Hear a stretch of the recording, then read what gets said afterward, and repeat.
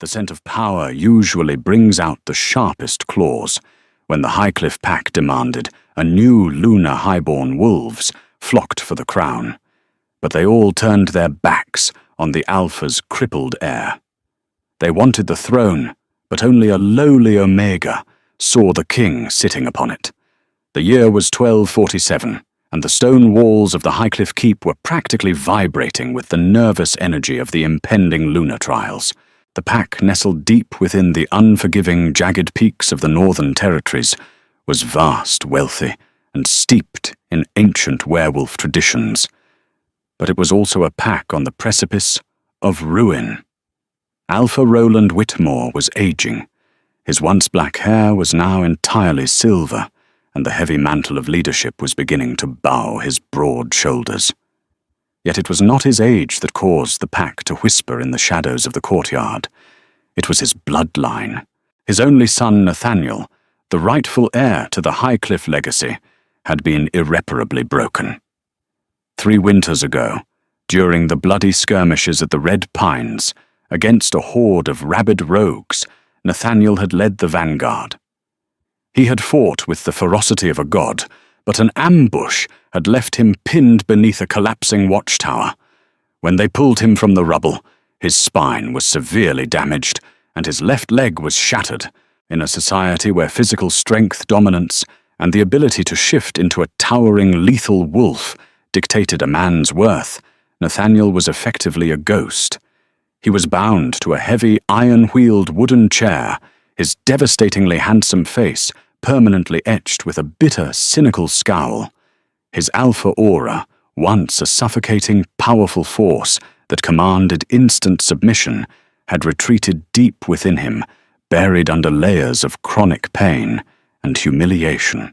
Desperate to secure his lineage and prevent his ambitious lieutenants from launching a bloody coup, Alpha Roland issued a decree, a gathering of the highest-born females from allied packs across the kingdom. One of them would be chosen as Nathaniel's Luna. They would bear his children, rule the pack by his side, and legitimize his claim. The great hall was transformed into a showcase of vanity. Lords and ladies from the southern valleys and the eastern shores arrived with chests of silk gold and dowries meant to buy a crown. Among them was Lady Isabella Harrington, strikingly beautiful with hair the color of spun gold and piercing amber eyes. Isabella was the undeniable favorite. She carried the pedigree of a champion and the cunning of a snake. But behind the polite curtsies and the sweet, rehearsed smiles, the reality was sickeningly hollow. Genevieve Clark knew this better than anyone. Genevieve was an Omega. In the brutal hierarchy of the medieval werewolf world, she was the absolute bottom rung of the ladder. Born to parents who had perished in a harsh winter, she was raised in the kitchens of the Highcliffe Keep. Her days were spent hauling freezing water from the courtyard, well scrubbing the soot from the massive stone hearths, and keeping her head bowed. She was small, fiercely resilient, and smelled faintly of wood smoke and wild lavender, a scent usually masked by the grease and ash of her daily labor. From her invisible vantage point in the corners of the keep, Genevieve heard everything. She heard the high-born candidates whispering in the corridors when they thought no one of consequence was listening. "Did you see his legs?" Isabella had scoffed to her handmaidens just that morning, shivering in mock disgust. "They are practically withered. How am I to mate with a creature that cannot even stand to claim me? I am to be bound to a cripple." "You will be the Luna, my lady," one of her sycophants had replied smoothly. "The Alpha is old. Once he passes, you will hold all the power. The crippled boy can be kept in his chambers out of sight. You can find your pleasures with a stronger guard." Genevieve had gripped her scrub brush so tightly her knuckles turned white. Her wolf, a timid but deeply empathetic creature, whimpered in her chest. She had remembered Nathaniel before the war. She remembered him sneaking sweet pastries from the kitchens, winking at the scullery maids, his laugh booming off the stone walls. He had been kind. He had been a true leader. To hear these privileged vultures plotting to lock him away like a shameful secret made her stomach churn. The day of the grand presentation arrived. The castle was adorned with heavy tapestries and thousands of beeswax candles. The candidates were dressed in their finest velvet gowns, their necks glittering with jewels. Nathaniel was forced to sit at the high table, positioned to the right of his father. He wore a tunic of dark crimson, the colour of his house, but his posture was rigid, his eyes hollow and fixed on the wooden grain of the table. He hated this. He hated the pitying glances. He hated the way the females looked at him, as if he were a diseased animal they were being forced to purchase. Genevieve was assigned to serve the spiced wine to the high table. It was a stressful task. One spilled drop on a noble's gown could earn an omega, a severe whipping. She kept her eyes glued to the stone floor, moving silently, an invisible ghost amidst the roaring laughter and the clinking of silver goblets. As she approached the high table, the tension in the air was palpable. Isabella was seated directly across from Nathaniel. The golden-haired beauty was entirely ignoring the man she was supposedly courting, instead leaning over to flirt outrageously with Harrison, the pack's arrogant captain of the guard. Harrison possessed all the physical prowess that Nathaniel had lost, and Isabella was making her preferences brazenly clear. Nathaniel sat in total isolation, trapped in a cage of his own broken body, surrounded by people who only saw his ruin. The feast dragged on into the late hours. The air grew thick with the heavy scents of roasting meats, spilled wine, and the overpowering clashing perfumes of the high-born females. Genevieve moved methodically, refilling goblets her presence ignored by everyone, save for the occasional barked order. Nathaniel had not spoken a single word all evening. His jaw was clenched so tightly that a muscle ticked visibly in his cheek. The pain in his spine was likely excruciating, exacerbated by sitting in the rigid wooden chair for hours, but he refused to show weakness. However, a man's will can only carry him so far against the betrayals of his own flesh. A massive, heavy iron flagon of boiling hot spiced wine had been placed near Nathaniel. Alpha Roland, deep in conversation with Lord Benedict Harrington, Isabella's father had requested a refill. Nathaniel, perhaps trying to prove to himself that he was not entirely useless, reached across the heavy oak table to grasp the flagon by its iron handle. His grip weakened by nerve damage that radiated from his spine down his left side, faltered. The heavy iron vessel slipped from his fingers. It crashed against the edge of his wooden plate, tipping violently. A scalding wave of dark, steaming wine cascaded over the edge of the table, splashing directly onto Nathaniel's lap and pooling on the stone floor. The great hall plunged into an instant suffocating silence. The reactions were immediate and devastating. Isabella, who was seated closest, let out a dramatic shriek, violently shoving her heavy oak chair back. "Ugh, watch yourself, you clumsy fool," she snapped, instinctively pulling her pristine silk skirts away from the spreading puddle, as if his very presence was contagious. The other high-born candidates murmured, covering their mouths, their eyes wide, with a mixture of shock and poorly disguised revulsion. No one moved to help him. Even the guards hesitated, unsure of how to handle the crippled prince's sudden humiliation. Alpha Roland turned his face, flushing with a mixture of protective anger and deep, agonizing shame for his son. Nathaniel sat frozen, the scalding liquid soaked through his thick trousers, but he barely felt the burn over the roaring inferno of humiliation consuming his soul. His hands trembled violently as he stared at the spilled wine. He looked utterly broken, a fallen king mocked by his own court. He closed his eyes, waiting for the inevitable harsh whispers, the pity, the quiet orders to have him wheeled away like a misbehaving child. Then, protocol shattered. Omegas were strictly forbidden from touching royal blood, unless explicitly ordered. They were to remain invisible, passive and subservient. But as Genevieve watched the highborn wolves recoil from Nathaniel in disgust, a sudden blinding fury ignited within her chest. Her inner wolf, usually so quiet and submissive, snarled. "Mine." The whisper in her mind was so sudden, so fierce, she didn't even pause to question it. Genevieve dropped her silver serving tray. The loud clatter echoed like a gunshot in the silent hall. Without a single thought for the severe punishment she was courting, she sprinted toward the high table. She bypassed the freezing guards, shoved past the hem of Isabella's precious silk gown, and dropped to her knees directly in front of Nathaniel's chair. "What are you doing, you filthy creature?" Isabella hissed, offended by the Omega's sudden proximity. Genevieve ignored her. She didn't look at the Alpha. She didn't look at the furious nobles. She reached down, and with a swift, decisive tear, ripped the clean linen of her own apron into broad strips. "My lord," Genevieve said, her voice surprisingly steady, though it carried clearly in the hushed room. She reached out her small, calloused hands, gently but firmly grasping Nathaniel's trembling wrists to pull them away from the scalding mess.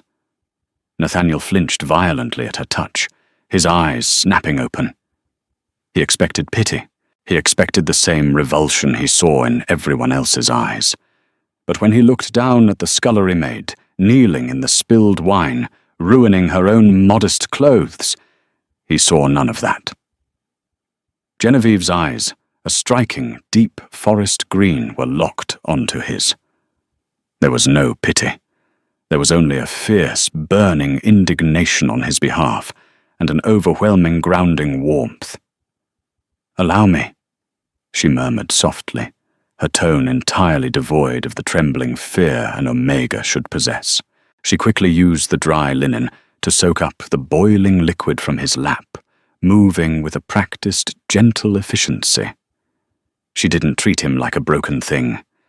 She treated him with the quiet reverence a warrior deserved. When she finished clearing the worst of the heat, she took his scarred, trembling hand in both of hers.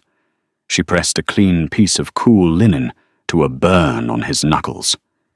In that single forbidden point of contact, the universe fractured. A jolt of pure, crackling electricity shot up Nathaniel's arm. It wasn't pain. It was life. It was a sensation he hadn't felt in 3 agonizing years. The scent of wood smoke and wild lavender suddenly cut through the heavy stench of the room, hitting his senses with the force of a battering ram. His dormant wolf, the beast that had crawled into the darkest corner of his mind to die, suddenly roared to life. It slammed against his ribs, clawing at his mind with a single, undeniable truth: mate. Nathaniel gasped, his chest heaving, as the bond snapped into place, anchoring his fractured soul to the small, fiercely brave woman kneeling at his feet. Isabella, oblivious to the monumental shift in the atmosphere, stepped forward, her face twisted in an ugly sneer. "Guards!" she shrieked, pointing a manicured finger at Genevieve. "Remove this wretched rat from the hall. She has soiled my gown and touched the air without permission. Drag her to the courtyard and give her 20 lashes." 2 heavily armored guards immediately stepped forward, reaching out to grab Genevieve by the arms. Genevieve braced herself, knowing the price of her defiance. But before the guards could even graze the fabric of her dress, a sound ripped through the great hall that stopped the heart of every wolf present. A low, vibrating, utterly terrifying growl. It didn't come from Alpha Roland. It came from the broken chair. Nathaniel's head snapped up. His eyes, usually dull and defeated, were currently glowing an unnatural, brilliant, predatory gold. The air in the room suddenly grew impossibly heavy, dropping the temperature by 10 degrees. The oppressive, suffocating weight of a true, dominant alpha aura. An aura that had been missing for years, slammed into the room, forcing the weaker wolves instantly to their knees. "Do not touch her," Nathaniel commanded. It wasn't a shout. It was the Alpha voice. It carried a lethal ancient magic that compelled absolute obedience. The two guards froze mid-step, their bodies trembling violently against the invisible pressure of his command, unable to move a single muscle. Isabella gasped, taking a stumbling step backward, the color draining from her beautiful face. Even Alpha Roland gripped the arms of his chair, his eyes wide with utter shock as he stared at his son. Nathaniel slowly turned his glowing golden eyes toward Isabella, his lips peeling back to reveal elongated canines. "If anyone in this room—" Nathaniel spoke his voice, a dark, lethal rumble that echoed off the high stone ceilings. "So much as looks at my mate with disrespect again, I will tear out their throat with my own teeth." The great hall fell into a stunned, absolute silence. The crippled prince had just claimed a scullery Omega as the future queen of Highcliffe, and the true dangerous game for the throne had only just begun. The silence in the great hall was absolute, as heavy and suffocating as a collapsed lung. Alpha Roland, a man who had commanded thousands in brutal warfare, stared at his crippled son with unabashed awe. The oppressive, terrifying weight of the Alpha aura, pressing down on the room, was undeniable. It was a power that had been absent from Highcliffe Keep for 3 long, agonizing years. Genevieve remained on her knees, her small hands still resting gently on Nathaniel's scarred wrists. She was acutely aware of the dangerous energy radiating from the man in the iron-wheeled chair, yet she felt absolutely no fear. Instead, the mate bond hummed beneath her skin a warm, golden current that wrapped around her heart and shielded her from the crushing weight of his dominance. When Nathaniel finally tore his glowing golden eyes away from Isabella to look down at her, the lethal fire in his gaze instantly melted into a profound, desperate tenderness. "Mine," he whispered the word meant only for her, a sacred vow sealed in blood and magic. "Yours." Genevieve breathed back, her forest-green eyes shining with unshed tears of fierce loyalty. The political fallout was immediate and explosive. Lord Benedict Harrington. Isabella's father was a man whose ambition was matched only by his cruelty.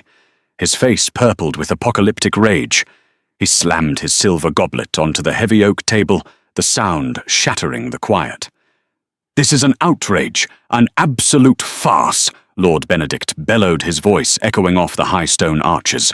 "My daughter, carrying the purest bloodline of the southern fells, humiliated for a dirt-scrubbing kitchen rat, Alpha.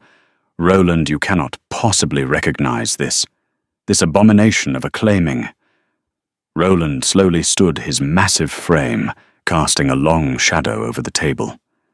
The old wolf was tired, but he was still the Alpha. "The moon goddess chooses our mates, Benedict." Roland rumbled his voice, carrying the dangerous edge of a warning. "It is ancient law. The bond is struck. Genevieve of the Kitchens is now under the direct protection of the royal house. Anyone who disputes this challenges the goddess herself." Benedict sneered, grabbing Isabella by the arm.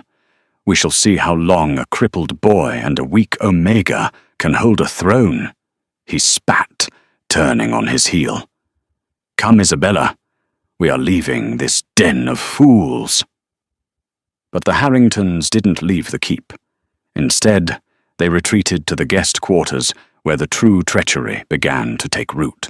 That very night, under the cloak of a moonless sky, Lord Benedict and Isabella held a secret council with Harrison, the arrogantly ambitious captain of the guard, and Lord Montgomery, a notoriously ruthless baron who controlled the western borders. "Nathaniel is weak, despite his little display of parlor tricks tonight," Harrison growled, pacing the floor of the stone chamber, his heavy armor clanking. "An Alpha aura does not fix a shattered spine. He still cannot walk. He cannot fight. He cannot defend the pack against a true challenge. Then you must be the one to issue that challenge. Captain. Isabella purred, swirling a glass of dark wine, her amber eyes gleaming with venomous calculation.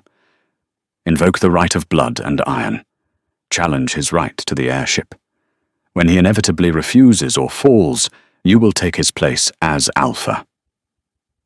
And I, she smiled wickedly, shall remain to be your Luna. Meanwhile, in the isolated cavernous chambers of the royal wing, a different kind of magic was unfolding. Genevieve had been stripped of her rough-spun wool and bathed in scented oils, dressed in a simple but elegant gown of soft emerald velvet that mirrored her eyes. When she was led into Nathaniel's quarters, she found him sitting by the massive stone hearth, staring into the roaring flames. He looked up as she entered, the vulnerability in his expression tearing at her heart. "You should have run," he said softly, his voice thick with raw emotion. "I am a broken man, Genevieve, half a wolf. I cannot give you the life a mate deserves." Genevieve did not hesitate. She crossed the room, kneeling gracefully beside his chair, just as she had done in the great hall. "You are not broken, Nathaniel. You have merely been asleep." She placed her hands on his ruined knees. The werewolf-mate bond is a powerful, ancient force designed by nature to ensure the survival of the species. When an alpha finds his true mate, the connection triggers a surge of primordial healing magic. As Genevieve's hands rested on his legs, Nathaniel gasped, his eyes flying wide. For 3 years, his lower body had been a landscape of dead nerves and chronic, agonizing phantom pains. But now, under her gentle touch, a fierce, burning sensation began to spread from his knees, up through his shattered spine. It felt as though 1,000 tiny needles were pricking his skin, followed by the undeniable, miraculous thrum of rushing blood and awakening nerves. Night after night they kept their secret, while the keep whispered of the Omega, who dared to play Queen Genevieve, and Nathaniel worked in the shadows. She became his anchor, her unwavering belief feeding his dormant wolf.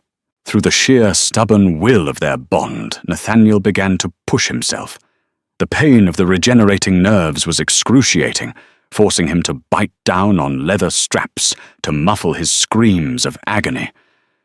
But every time he wanted to give up, he looked at Genevieve sleeping peacefully in his massive bed, and he found the strength to try again. The tension within Highcliffe Keep reached its breaking point on the eve of the Blood Moon Festival, a sacred night meant to celebrate the pack's strength. The courtyard was bathed in the eerie crimson light of the lunar eclipse, packed tight with hundreds of wolves. Torches cast long dancing shadows against the fortress walls. It was here before the entire pack that Captain Harrison made his move. Striding into the center of the courtyard clad in full battle armor and wielding a massive broadsword, Harrison slammed the blade into the cobblestones. The deafening ring of steel silenced the crowd. "I invoke the right of blood and iron," Harrison roared his voice, carrying to the highest parapets. He pointed a heavily gauntleted finger directly at Nathaniel, who sat in his iron-wheeled chair on the raised dais, Genevieve standing steadfastly by his side. "The law states that an alpha must be able to defend his pack. I challenge the crippled heir for the right of succession. If he cannot stand and fight, he must forfeit the throne, and the Omega must be returned to the dirt where she belongs."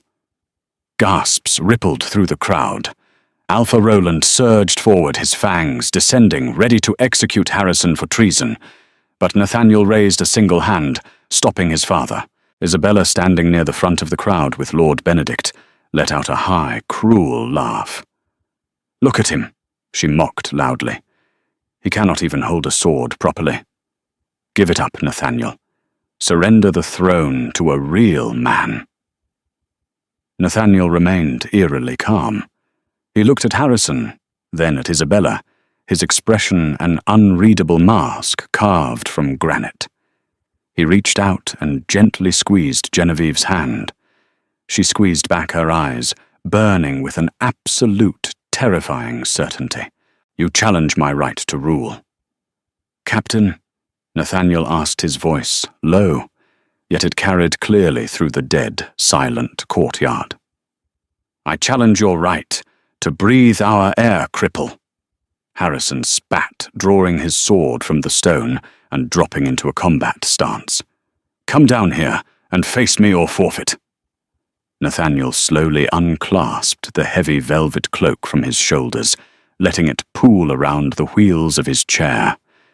He gripped the iron armrests. The silence in the courtyard was so profound that the crackle of the burning torches sounded like roaring thunder.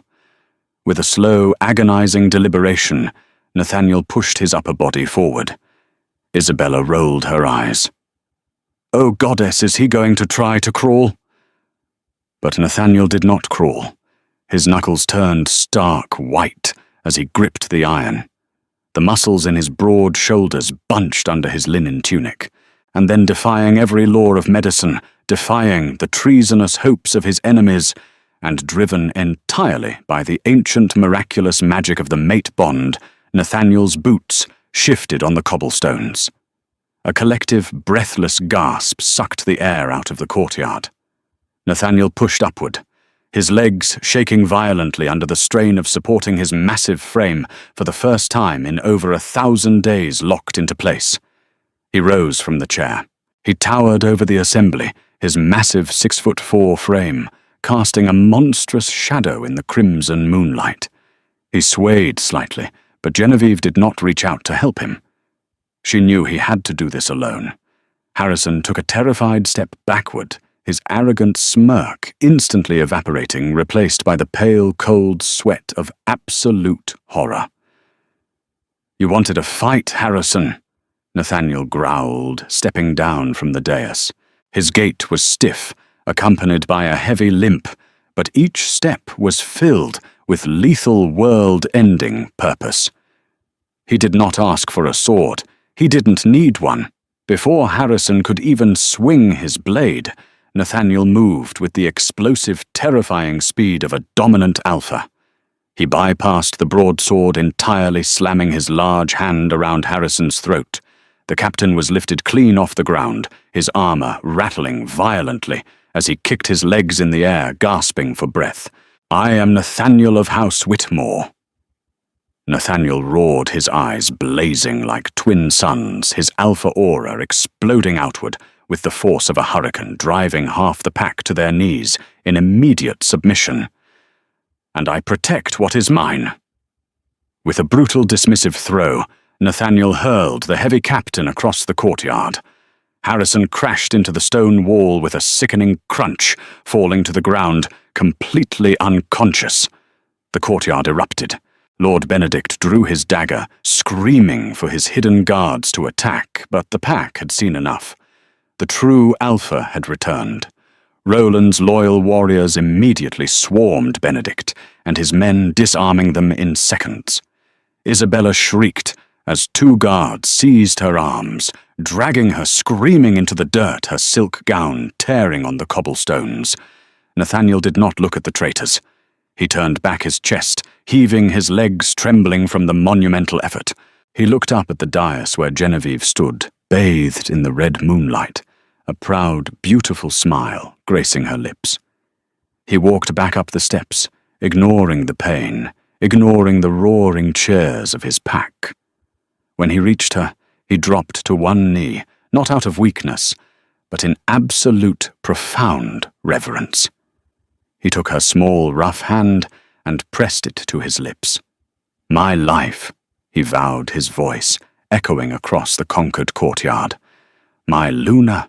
Lord Benedict and Isabella were stripped of their titles and banished to the barren wastelands, never to set foot in werewolf territory again.